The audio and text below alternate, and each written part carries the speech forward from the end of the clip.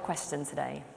Don't worry, I'm not going to ask you to actually answer me. It's not yet 10 a.m. But I want to ask you why you do what you do. Why you're here. Why you work in arts and culture. Why you love theatre, music, visual art, your inspiring spaces. Maybe take a moment to reflect on that. For me, and I'm cheating, I've been thinking about this for a while, it's because the arts, and in my case, music, empowers. Being on stage, having your voice heard, it enables self-expression and creativity. It connects people. It creates a sense of kinship, of community, and all this engenders equality. It's pretty powerful stuff, and I'm sure many of you will have experienced this, including here at this very conference. We are the lucky ones. I believe it's vital that people who are denied feelings of empowerment, connectedness, community, of equality, people who are marginalized and isolated, have opportunities to engage with the arts. The arts are more than just a nice to have, they're a human right. It's this that drives me to do what I do. So, what do I do? I'm the Learning Director at Wigmore Hall in London. I oversee our participatory music programme. And I feel incredibly lucky to work for this organisation, not only because it's home to some of the best music making in the world, but because our director, John Gilhooly, holds the learning programme at the core of everything that we do.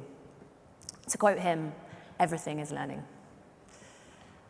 We're a venue for song and chamber music, that is, small groups of musicians playing often classical repertoire, usually without a conductor.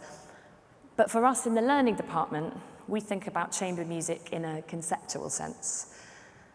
Essentially, it's a kind of music making through which every voice is heard and equally valued. That's at the heart of everything that we do, and that's chamber music to me.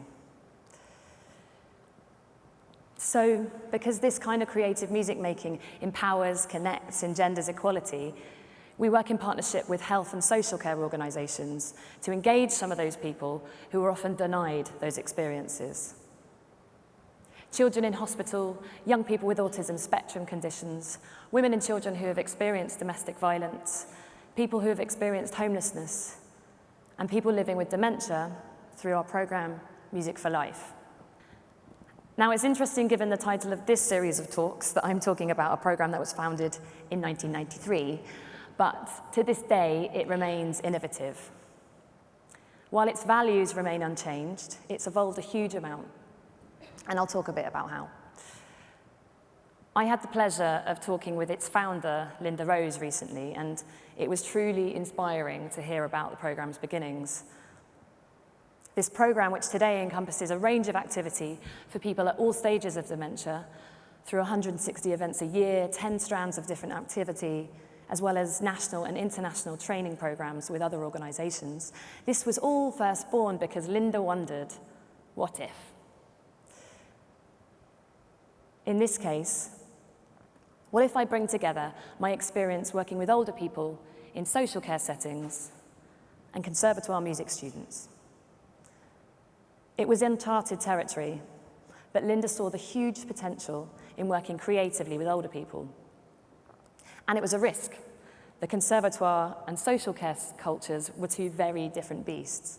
But Linda felt it was an opportunity to challenge the aspirations of young musicians, too often given a narrow view of what success or fulfillment could be in the music industry. What if these young musicians could bring themselves as human beings to their music making? Since Linda began asking these questions back in '93, we've seen just how meaningful music making can be if we bring ourselves as human beings. Linda says it's always been an action research project, and she kept the work low-key for some time, giving herself the time and space to experiment and learn and for the project to grow, before she brought it to Wigmore Hall in 2009, giving the programme the infrastructure of an organisation, which allowed it to flourish to the programme that it is today. 10 years on, it remains innovative. And I think it's because two key things are at the heart of Music for Life: improvisation and reflective practice. Two things which require us to listen, acknowledge, and respond. And that allows us to learn, to develop, and grow. Music for Life demonstrates our commitment to building a dementia-friendly society, one that says people can live well with dementia, provided they're given creative space, that their voices are heard, they can connect with others, and are part of a community valued as equals. But what does that mean in practice? Allow me to share a snapshot of some of the work that we lead in this area. Firstly, Singing with Friends, a choir led in partnership with Resonate Arts.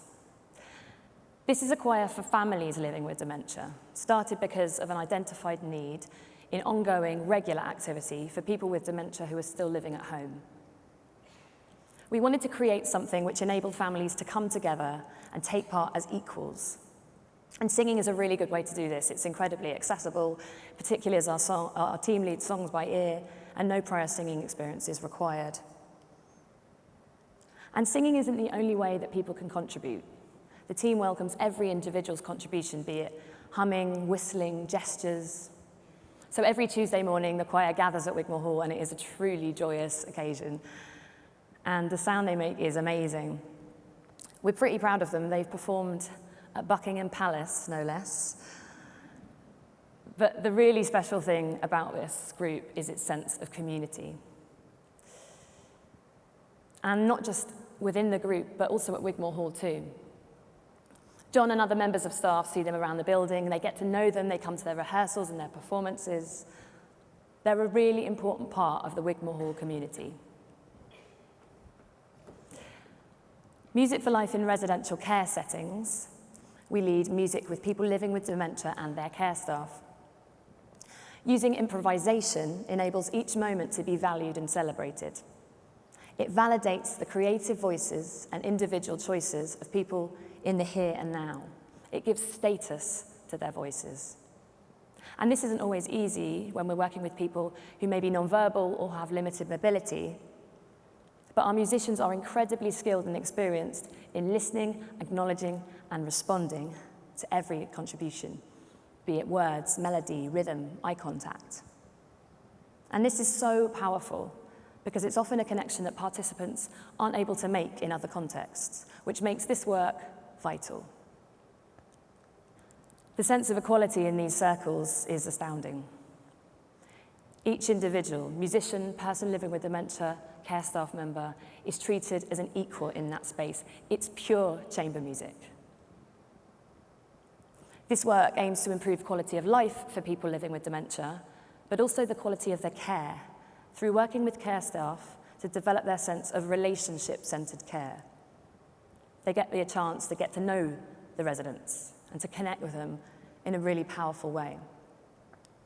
Linda shared a story with me, which I think illustrates this, and she's allowed me to share it with you here today.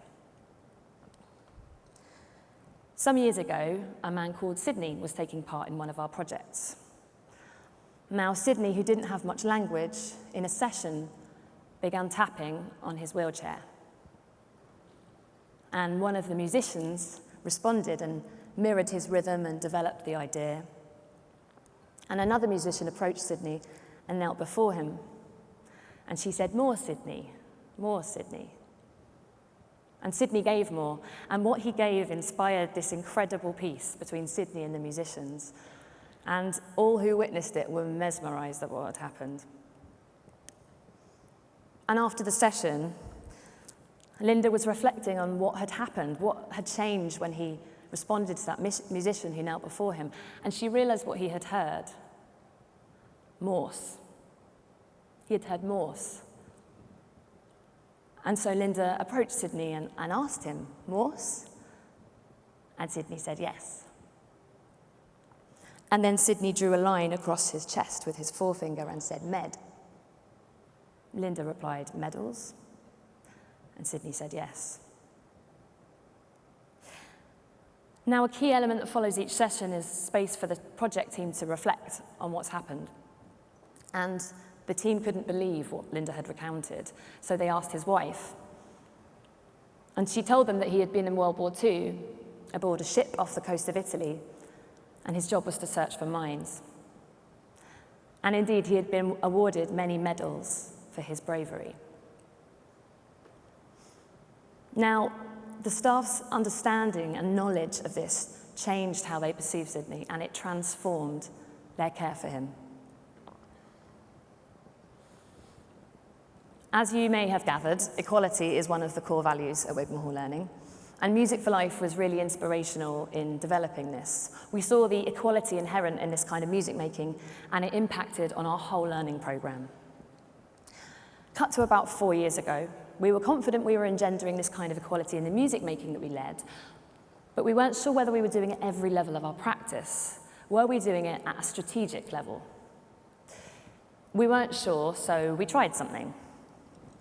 It was then that we launched our Partner Schools programme, a new way of working with schools which had co-creation at its heart.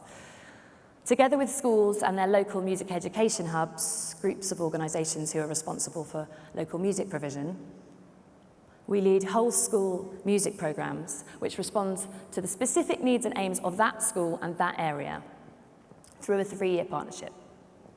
And the impact we've seen is huge. It not only makes the work more relevant, it makes it stronger artistically. We have a much more diverse and rich pool of ideas and experience. And through the programming process, we're empowering, enabling self-expression, creativity, creating connections between a community of equals. And this programme has in turn impacted on Music for Life. This season we embarked on a care home residency. Alongside the original Music for Life project, we lead a range of activity, including choir, drop-in sessions, one-to-one visits, relaxed performances, all co-created with the residents, families, and staff. And so here we are today, with Music for Life, partner schools, and other areas of our learning programme, inspiring and informing each other. We are listening, acknowledging, and responding at every level of our practice. And we're doing this with different organisations too. Practice sharing, just like this, is vital in developing our sector. So returning to the question I asked you at the start of this talk, why do you do what you do? And now a second question. How can those reasons, those values, impact on the work that you lead? Or how might they inform the work you might lead in the future if you were to ask yourself, what if? Now, I could talk for hours about the impacts of this work for me, but seeing as I've been talking about giving voice to others, I'm going to finish by letting some of our participants have the final word.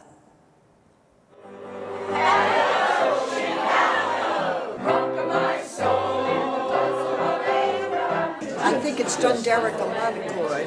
It's also opened up our lives now to music, and we've started going to concerts. The most important things of coming here is to sing the most joyous songs with good friends. No matter how old we are still good in singing.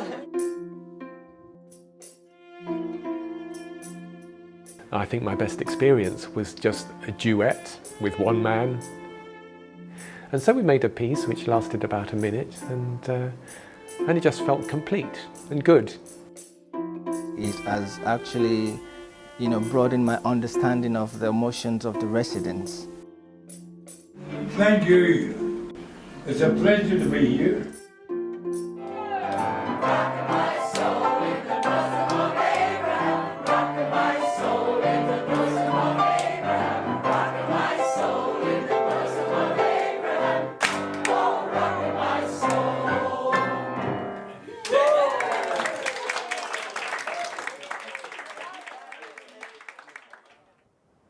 Thank you.